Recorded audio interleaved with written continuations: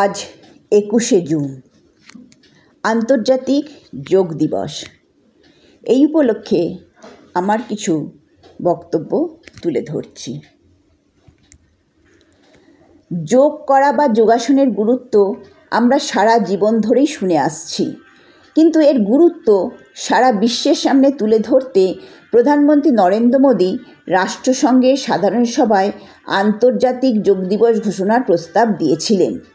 সেই মতো 2014-র 11ই December UNGA জুনের 21 তারিখ দিনটিকে আন্তর্জাতিক যোগ দিবস হিসেবে ঘোষণা করে। সেই মতো দেখতে গেলে 2015 থেকে দিনটি নানান অনুষ্ঠানের মধ্যে দিয়ে পালিত হয়ে আসছে, অর্থাৎ 1 দশক পূর্ণ হয়ে গেছে। এটা 11তম আন্তর্জাতিক যোগ দিবস।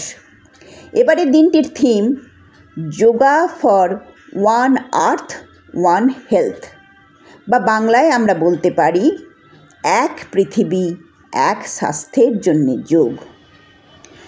বর্তমানে যোগ জীবনের এক অপরিহার্য অঙ্গ হয়ে উঠেছে, কারণ বর্তমানে আমরা এত নানাবিধ ব্যাধির দ্বারা আক্রান্ত হচ্ছি তার বলার নয়, আর তার ফলে মানসিক শান্তিরও বিনষ্ট হচ্ছে।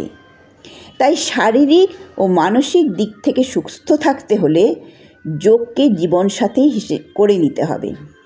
তাই শুধু 21শে জুন নয়, প্রতিটি দিনই এই যোগাভ্যাস করা দরকার।